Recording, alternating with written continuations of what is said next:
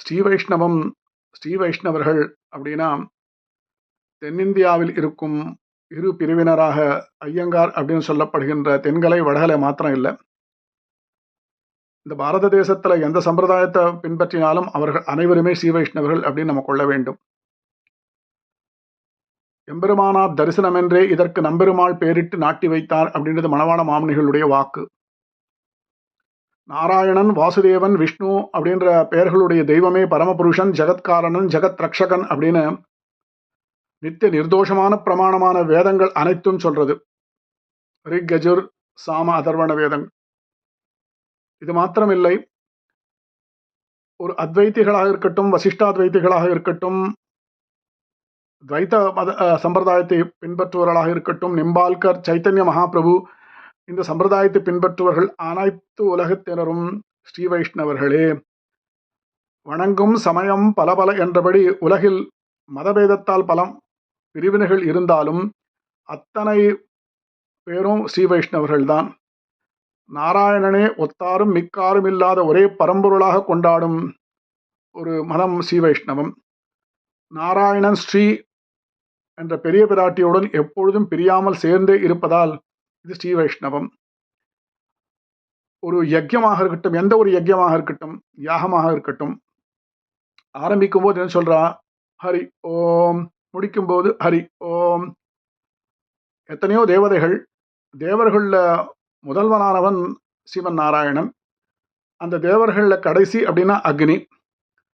அக்னி தான் luggage carrier. எல்லாத்தையும் கொண்டு போய் அபிஷேகங்களாக இருக்கட்டும், எது நம்ம சமர்ப்பிக்கும் அத்தனை தேவர்களுக்குரிய அபிஷேகம் அவர் தான் எடுத்துன்னு போய் கொடுக்கிறார். அக்னியில் செய்யப்படும் எந்த ஒரு யாகமாக இருந்தாலும் அது பகவானுக்கு தான் கொடுக்கிறோம். ஒரு யஜ்யம் நடக்கிறதுனா அந்த யஜ்ய ரக்ஷகன், யஜ்யகுக்கியம் மன்ன மன்னாத ஏவச்ச.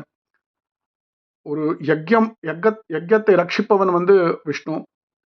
ஒரு யஜ்யமானது, ஒரு யாகமானது தவறாக நடந்தால் அந்த தவறான யாகத்தை தடுப்பவர் ருத்ரன். ஸ்ரீ ஆதிசங்கரர் பகவத் பாதால் பண்ண அத்தனை கிரந்தங்களையும் விஷ்ணுவையே பரமபுருஷனாக, பரதெய்வமாக, பரத்துவத்தை அழகாக சொல்றார் அவர்.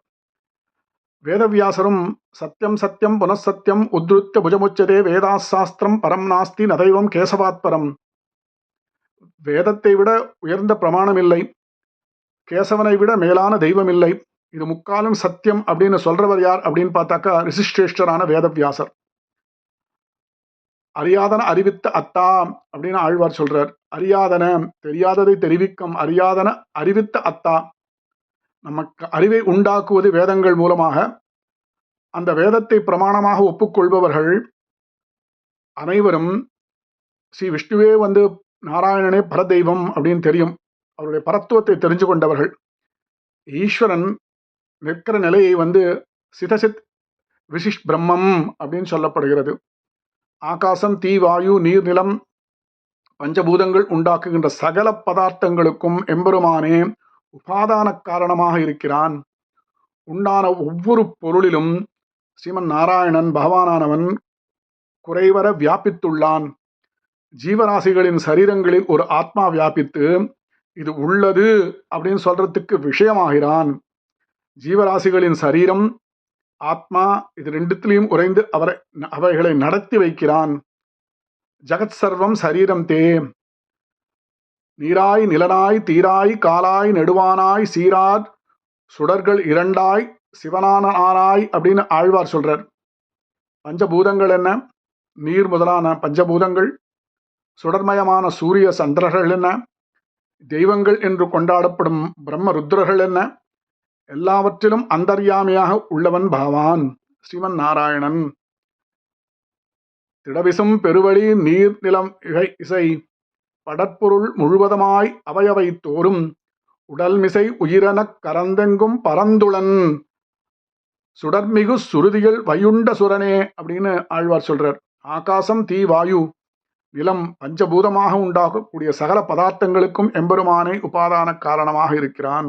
உபனிஷத்துக்களையும் பார்க்கலாம். இதை பிரம்மவிதா நோதிபரம் அப்படின்னு சொல்றது வேதம்.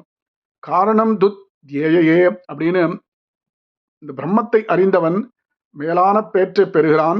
நாராயண பரபிரம்ம தத்துவம் நாராயண பரக நாராயண பரோஜோதி ஆத்மா நாராயண பரக யஸ்கிஞ்சியம் ஜகத் யஸ்மை திருஷ்யதே ஸ்ரூயதே விவா அந்தர்பகிஷ்ய தத் சர்வம் வியாப்த நாராயண ஸ்திதக அப்படின்னு தைத்திரிய உபனிஷத்துல அந்த வேதம் ரொம்ப தெளிவாக சொல்றது. மேலான பிரம்மம் நாராயணனே, உயர்ந்த உண்மையான பொருள் நாராயணன், மேலான ஆத்மாவும் நாராயணனே, இந்த உலகத்தில் காண்பதும் கேட்பதுமான எல்லா பொருள்களிலும் உள்ளும் புறமும் ஒக்க பறந்து நிறைந்திருப்பவன் நாராயணனே. இப்படி உயிருக்கு உயிராய் நிறைந்து நிற்கும் பரமபுருஷனையே காரணப் பொருளாக காட்டியது வேதாந்தம்.